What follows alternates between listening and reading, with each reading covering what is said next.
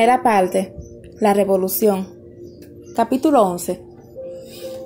A carrera desbocada, un jinete que traía los brazos abiertos y el sombrero sobre la nuca pasó como una exhalación frente a casa y nos gritó: «¡La revolución viene por ahí!». Papá se tiró al camino y llamó a voces, pero el hombre iba ya metiéndose en la encrucijada, cubierto por una ligera nube de polvo. No sabiendo qué partido tomar, papá se dirigió velozmente hacia el oeste, buscando de seguro acercarse al cantón de Pedregal, pero ya cruzado el yaquecillo, se devolvió y entró mordiéndose los labios al almacén. Anduvo rebuscando por su habitación y tornó almado. «¿Dónde está Mero? ¿Dónde está Mero?», preguntaba desorientado. Nos dimos a llamar a Mero, a voces colmadas, correteando hasta la alambrada de atrás, y bastante después le oímos gritar desde el fondo de los potreros. Padre le indicaba con la mano que apresurara el paso, y cuando estuvo cerca le dijo que trajera un mulo cualquiera, porque tenía que hacer un mandado. Mero aparejó el animal, y no sé qué cosa les recomendó papá, porque él se avivó en los preparativos, y cuando estuvo montado, pegó con los talones en la costilla del mulo, que partió al trote. Después padre entró, nos llevó al comedor y cerró la boca y el ceño. Hacia el mediodía, lívido, con un montón de noticias siniestras, atragantado hasta no dejar de hablar, volvió Mero y se metió de un salto en el comedor. «Hay más de 20 heridos en el Pedregal, don Pepe. Cuando llegué estaba uno agonizando». Los ojos de aquel infeliz eran incapaces de fijarse en cosa alguna. La cara de papá se hacía gruesa, y Pepito miraba como los perros apaleados. Con señales, más que con palabras, le hizo papá contar todo lo que sabía. Y supimos de esa manera que, desde el amanecer, se estaba librando un combate feroz a la entrada del pueblo. Los muertos no se podían contar, y se iban despachando los heridos menos graves hacia Pedregal, con el propósito de que los atendieran y, de ser posible, los enviaran más atrás. El negro que comandaba el cantón, persona con experiencia en esas cosas, no quería mal impresionar a la gente del Pino y por eso se mantenía allí con los heridos, tratando de curarlos con agua y hierbas, multiplicándose, abnegado y heroico. José Veras estaba entre ellos, cortando tapones de maguey en los bajonales vecinos, taponando balazos, aliviando con palabras y caricias a los infortunados. Aún allí, entre la sangre cálida que imponía respeto, José Veras removía a los heridos, les tomaba las caras entre las manos y se las estudiaba con interés manifiesto. Buscaba una que él debía recordar con justo odio. Al decir de Mero, entre ratos se oían las pisadas veloces de algunos caballos. Llegaban los jinetes, cada quien con un abaleado sobre las piernas. Lo soltaban en silencio y daban escasas noticias de lo que sucedía allá adelante.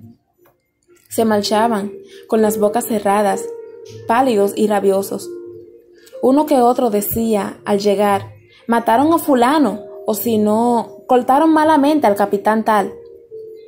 Deprimidos por las nuevas, estuvimos esperando la llegada de José Veras. Entró a pie, con insolente lentitud,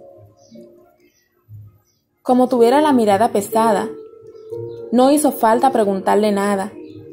Él mismo, cuando lo creyó conveniente, empezó a contar. Sus noticias eran fatales. Según él, la revolución había perdido el empuje, y solo gracias al coraje del general Macario se estaba aguantando. Pero la derrota era inminente.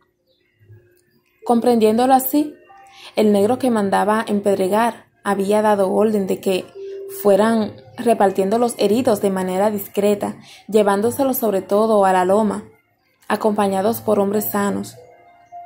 Los más graves quedarían allí, y como era inhumano exponerlos a la intemperie y a la crueldad del enemigo, se les ultimaría dándoles un balazo en la sien a cuantos padecieran. Mamá se sujetaba ambas manos, apretándolas, y unas lágrimas limpias empezaban a rodarle por las mejillas.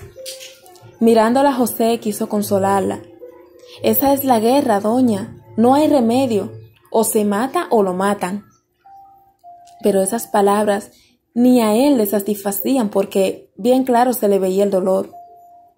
La expresión triste de mi padre no se debía tan solo a la posible derrota de los que habían ganado su simpatía, sino al temor de las represalias, al miedo de que, triunfante el gobierno, se viera obligado como antes a buscar su seguridad en la huida perenne, en el escondite, en la fuga.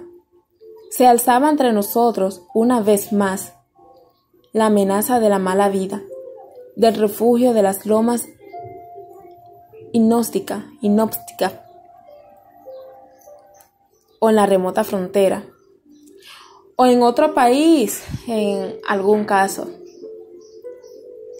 Tolva era la expresión de cada uno en casa, hasta el atardecer, cuando de manera definitiva nos enfrentamos a la realidad. La revolución había sido derrotada. Mero fue el primero en señalar a los prófugos, una fila de sombras aplastadas que correteaban por las lomas que nos quedaban atrás. Otros iban gateando afanosamente por los trepechos, y a la distancia nos veíamos como niños que jugaban. Después ya no hubo tregua para los que huían. Descaradamente irrumpían en el camino real, tiraban las armas entre los matorrales, en los guayabales, bajo las mallas, se metían por los potreros o en el monte de enfrente, huían de manera vergonzosa, llenos de miedo cerval e inhumano. Algunos venían en caballo canijos, taloneando a los pobres monturas que ya llevaban desflecados aparejos, ya estaban al pelo, ya ensilladas. Se oían tiros sueltos, imprecaciones y advertencias. A ratos gritaba alguno: ¡Párense, pendejos, párense! Aquellas voces aumentaban la confusión y el miedo, encendían los ánimos de huir que llevaban algunos y denotaban el profundo desconcierto que llevaba el momento. A la puerta de casa, al troce más que a la carrera, llegó uno de los hombres de Pedregal, aquel descolorido y flaco que tenían ojos de matón. Se metió como en propiedad suya y tenía aire sereno. ¿Qué pasa por fin?, le preguntó papá, sujetándole por el hombro. Ya lo ve, respondió el hombre, señalando con un gesto el camino, los montes y las lomas. ¿Derrotados? No, todavía no. El general está peleando duro a estas horas, pero casi toda la tropa se le ha huido. Tomó asiento y murmuró en voz baja: ha sido una carnicería. Ojalá que usted viera cómo están los heridos ahí en Pedregal. El ceño y la boca trancada. Madre rompió en preguntas, todas vagas. José Veras callaba junto al hombre. Por la puerta se podían ver los grupos que pasaban en fuga. El visitante procuró saber cuál era el camino que lo llevaría a Sabana del Puerto, donde tenían una tía. No era de esas tierras y no quería caer mansamente en las manos del gobierno. Se conocía que era valiente sin titubeos, pero que estaba seguro de no haber hecho muchas cosas buenas y quería evitar tropiezos. José Veras le estuvo explicando lo mejor que pudo señalando con la mano, mencionando nombres de individuos que encontraría en la marcha. Papá le regaló unas monedas y antes de que la tarde cayera del todo, se fue cruzando los potreros para caer en Hawái adentro. Estuvimos en el patio mientras pudimos ver su cabeza, meciéndose entre la alta hierba paez. Ya íbamos a entrar cuando nos sorprendieron las voces de Pepito, que llamaba a gritos. Corrimos todos a través de la casa en dirección del camino real, atropellándonos en la carrera. José Veras se tiró afuera con el revólver en la mano. Había frente a la puerta un hombre, jinete en penco bayo, que sujetaba por un brazo a otro que se descolgaba penosamente de las ancas. Cuando éste hubo tocado la tierra con los pies, desplomándose sobre José, el que le sujetaba golpeó las costillas del penco con sus recios talones y partió al galope. No había dicho palabra y ni siquiera volvió la cara, como si no hubiera dejado allí nada. Padre se tiró al camino, enrojecido de súbito, y tomó al hombre por los pies mientras José le clavaba sus manos en las axilas. Entre los dos lo llevaron hasta el quicio de la puerta. Al soltarlo se quedó flojo, encogido los brazos junto al cuerpo.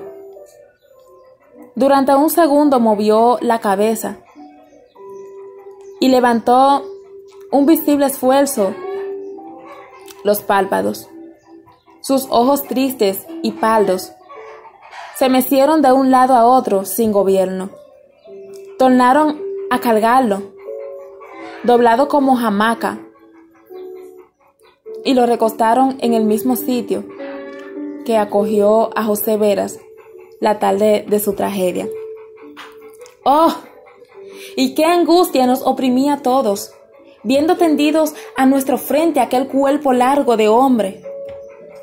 Estábamos velándole en el almacén a la luz de una humeadora que daba tumbos sin cesar. De hora en hora sentíamos pisadas alejándose y compadecíamos a quienes iban así, buscando amparo en la distancia, cargados de miedo, vetezuelas más que hombres. El herido respiraba con afán. Mamá rezaba y sostenía en sus piernas la cabeza de Pepito, abatido por el sueño. En una silla, doblado, preocupado, papá fumaba, acechando los movimientos del desconocido. Aquella angustia mortal que nos ahogaba calmaba el almacén, le mantenía los ojos serios a José Veras y nos aplastaba el corazón a todos. Y hasta gigantesco los ruidos comunes, los de una rata infatigable o los del viento en cualquier rama. Los gallos empezaban a cantar la media, uno tras otro, en el vasto círculo del campo, cuando el herido pretendió incorporarse. Un esfuerzo sobrehumano le hinchó la cara, pero se desplomó.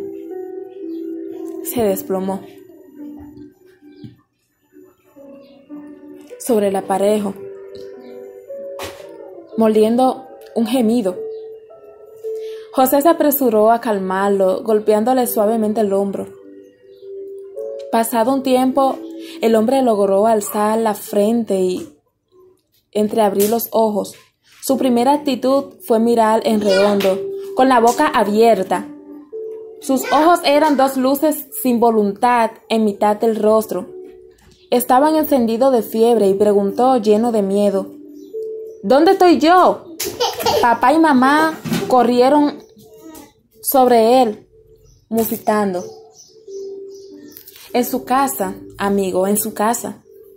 El hombre pareció comprender, movió la cabeza de arriba abajo y se dejó caer de lado, como quien no quiere luchar más. Temíamos que la vida no quisiera retomar hasta el corazón de aquel desconocido. Pero él reaccionó pronto. Cuando menos lo esperábamos, se torció, apoyó la mano en el suelo y alzó medio cuerpo.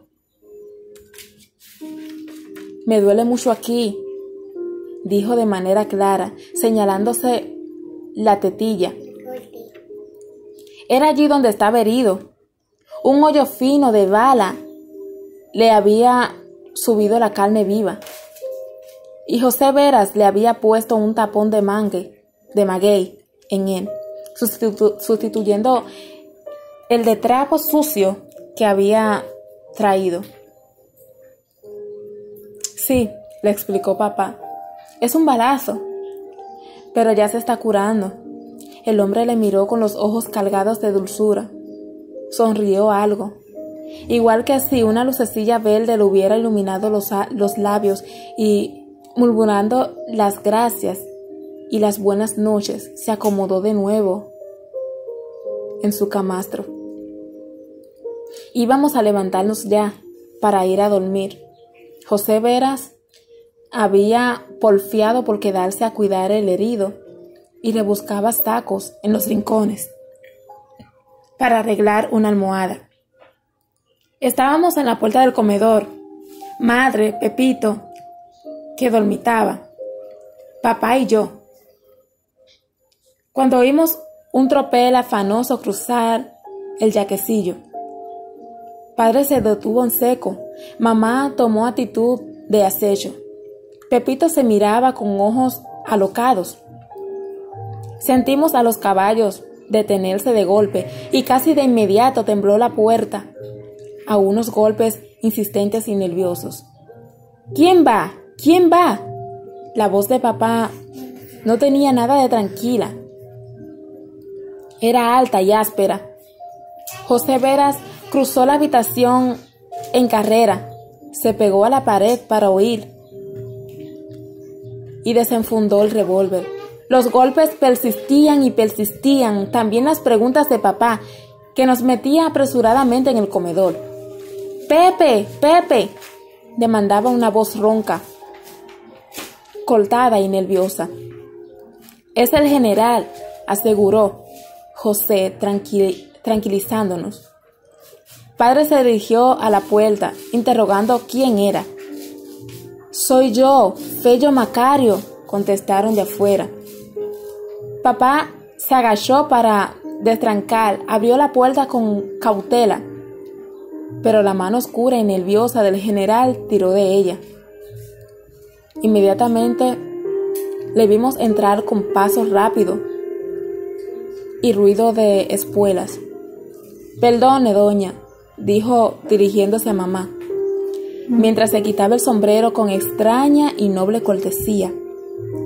Papá pretendía preguntar algo, mas antes de que hablara se le adelantó el general para explicarle. «Mi caballo está herido y necesito una montura buena». Padre pareció perplejo un momento, mientras afuera sonaban los hierros tascados por los animales de los que acompañaban a Fello Macario. «Lo único que tengo es una mula, general». «Es una mula que tengo, general», aventuró papá. «Aunque buena. Cualquier cosa, Pepe, cualquier cosa». Todos los gestos de aquel hombre acusaban su prisa. Nada le importaba en la vida, nada. Necesitaba tan solo una montura. Papá estaba también nervioso. «José, José», dijo de pronto, «vete al primer vaso y tráele a la mañosa». José Veras atravesó el almacén, atravesó el comedor y abrió la puerta que daba al patio. Un viento frío se coló por ella. Se arrastró de barriga sobre el piso y dio de bofetadas a la humeadora. El herido se movió como para resguardarse de ese airecillo entrometido. Lanzó un quejido sordo y volvió a estar tranquilo. «¿Quién es?», dijo el general señalándolo. «No sé», contestó padre. Está herido de un balazo en la tetilla. El general se le acercó, se agachó y removió la cabeza del hombre para verle mejor. Clavaba en aquella carne ardiente sus dedos recios de caudillo. «Es Momón», explicó, poniéndose de pie, y luego dejando caer una mirada comprensiva sobre él. «Lo cortaron esta mañana en la salida de Pontón. Lo cortaron en la salida de Pontón esta mañana. ¿Estaba con usted?», preguntó papá mirándolo fijamente. «¿Estaba con usted?». «Sí», respondió a secas. Y luego, como para justificar esa afirmación, dijo, indicando con la barbilla la dirección del Bonao: «Es de los lados de casa», e inmediatamente se dirigió a la puerta, donde masculló unas órdenes a los hombres que le esperaban. Se volvió para decir que tenía urgencia en salir. Le habían herido el caballo, aquel noble y bello bruto que parecía hecho para la fiesta de los tiroteos. Recomendó a papá que lo curara y lo cuidara, porque él volvería. Oíamos a José Veras abrir el portal.